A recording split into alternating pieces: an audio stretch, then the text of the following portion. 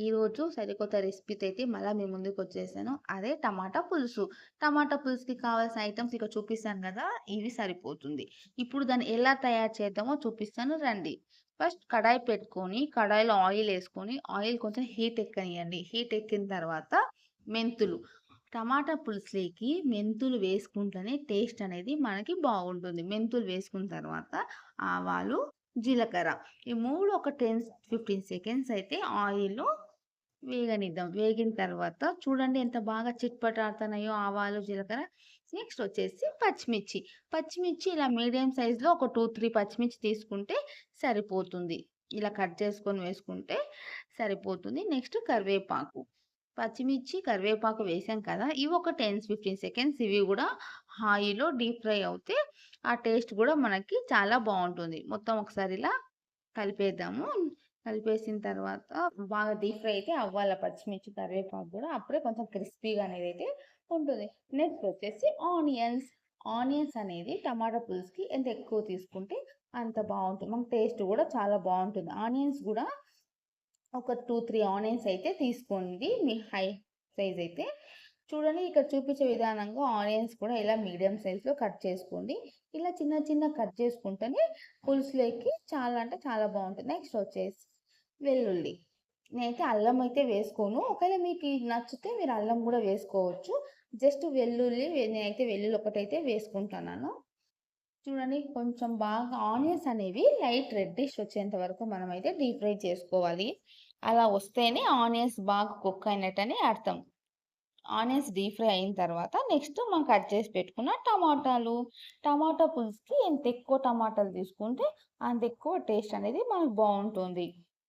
Curry మామూలుగా మనం rice తక్కువ తిని కర్రీ ఎక్కువ తీసుకుంటేనే హెల్త్‌కి కూడా చాలా మంచిది. ఈసారి ఎప్పటినుంచైనా చూడండి 30% రైస్ తీసుకుంటే 70% కర్రీ వేసుకొని తినండి. చాలా అంటే చాలా ప్రోటీన్‌కి ప్రోటీన్ వస్తుంది.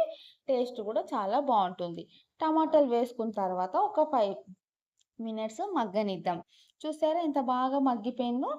టమాటాలు గూడా సేమ్ అండి. వేసిన వెంటనే సాల్ట్, పసుపు అనేది వేయకూడదు. ఎందుకంటే సాల్ట్ వేసేస్తేనే టమాటో నుంచి వాటర్ అనేదంతా వచ్చేస్తుంది కాబట్టి వెంటనే ఎప్పుడు వేయకూడదు. టమాటో వేసి ఒక 2, 3 మినిట్స్ కుక్ అయిన తర్వాత మీకు సరిపడేంత సాల్ట్ ఎక్కువ తింటే ఎక్కువ వేసుకోండి. తక్కువ తింటే తక్కువ వేసుకోండి. నేనైతే కొంచెం మీడియంగానే తింటాము.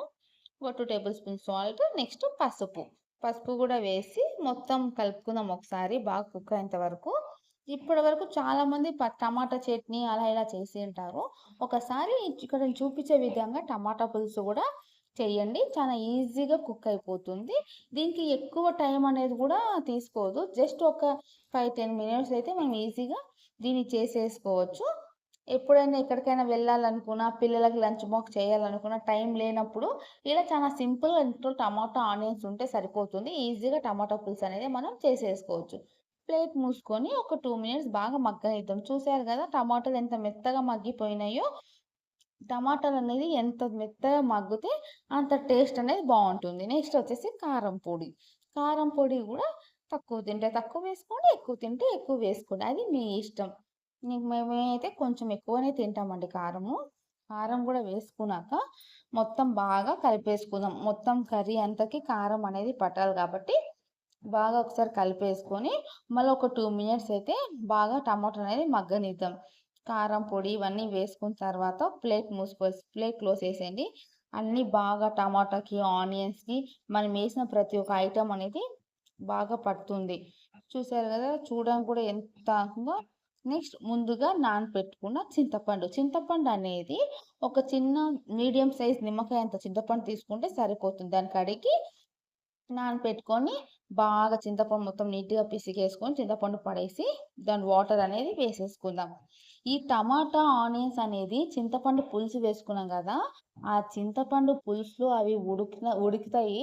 అప్పుడు అసలైన టేస్ట్ అనేది మనకు తెలుస్తుంది. ఆ చింతపండు పులుసు చేసుకున్న తర్వాత కొన్ని వాటర్ గూడా యాడ్ చేసుకోండి. మరీ ఎక్కువ వాటర్ అనేదైతే యాడ్ చేయొద్దండి. ఎక్కువ వాటర్ యాడ్ చేయడం వల్ల టేస్ట్ అనేది చాలా మారిపోతుంది కాబట్టి కొంచెం తక్కువ క్వాలిటీ వాటర్‌తోనే వేసుకోండి. ప్లేట్ మూసేద్దాం. ప్లేట్ మూసేసినాక ఆ చింతపండు వాటర్‌లో ఈ టమాటా, ఈ ఆనియన్స్ ఈ 2 బాగా కుక్ అవుతా ఉంటే టేస్ట్ గూడా చాలా అద్భుతంగా పుల్ల పుల్లగా, తియ్యగా అనిపిస్తుంది. టమాటా తియ్యగుంటుంది. చింతపండు పుల్లగా ఉంటుంది కదా! 2 కాంబినేషన్స్ ఎంత బావుంటుందో. చూసారు గదా! ధనియాల పొడి అనేది లాస్ట్‌లో మనం ఎప్పుడైనా సరే కారం పొడి వేసిన వెంటనే ధనియాల పొడి వేస్తాం గదా! అలా వేయగూడదు. ధనియాల పొడి అనేది ఇంకొక 5 మినిట్స్‌లో మనకి రెసిపీ అయిపోతుంది అనే 5 మినిట్స్‌లో కొంచెం లైట్‌గా వేసుకుంటే సరిపోతుంది. ధనియాల పొడి గూడా వేసుకొని బాగా ఒకసారి కలుపుకొని ఒక 2, 3 మినిట్స్ బాగా మగ్గిద్దాం. టమాటాలు ఎంత ఎక్కువ ఉడికితే అంత టేస్ట్ ఉంటుంది. పచ్చి పచ్చిగా ఉంటే టేస్ట్ అనేది బాగోదు. టమాటాలు నీట్‌గా మెత్తగా ఉడికిపోతే టేస్ట్ కూడా తినడానికి బావుంటుంది. టేస్ట్ కూడా బావుంటుంది. చూసారు గదా! ఈ తర్వాత కొరియాండర్ లీవ్స్ పైన జస్ట్ గార్నిష్‌గా చేసుకుంటే సరిపోతుంది. ఇది కూడా టేస్ట్ చాలా బావుంటుంది. ఇలాంటి మీకు ఇంకెన్నో రెసిపీస్ అయితే నేను మీ ముందుకు తీసుకొస్తాను. నా వీడియో గాని మీకు నచ్చినట్టయితే లైక్ చేసి, షేర్ చేసి, సబ్స్క్రైబ్ అయితే చేసుకోండి ఫ్రెండ్స్. నేను కొత్తగా అయితే చేశాను. ప్లీజ్ సపోర్ట్ చేయండి. మీరు సపోర్ట్ చేస్తేనే ఇంకొన్ని సరికొత్త వీడియోస్ అయితే నేను మీ ముందుకు రాగలుగుతాను. ఒకవేళ నా వీడియోలో ఎలాంటి మిస్టేక్స్ ఏమైనా ఉంటే నాకు ఖచ్చితంగా కామెంట్ రూపంలో అయితే చెప్పండి. నెక్స్ట్ వీడియోకి ఖచ్చితంగా నేను సెట్ చేసుకుంటాను. అలాంటి మిస్టేక్స్ లేకుండా. చూడండి నెక్స్ట్ ప్లేట్‌లోకి పెట్టుకొని తినేస్తే సరిపోతుంది. ఎప్పటికైనా గుర్తుపెట్టుకొని ఫస్ట్ కర్రీ వేసిన తర్వాత రైస్ పెట్టుకోవాలా. Okay friends.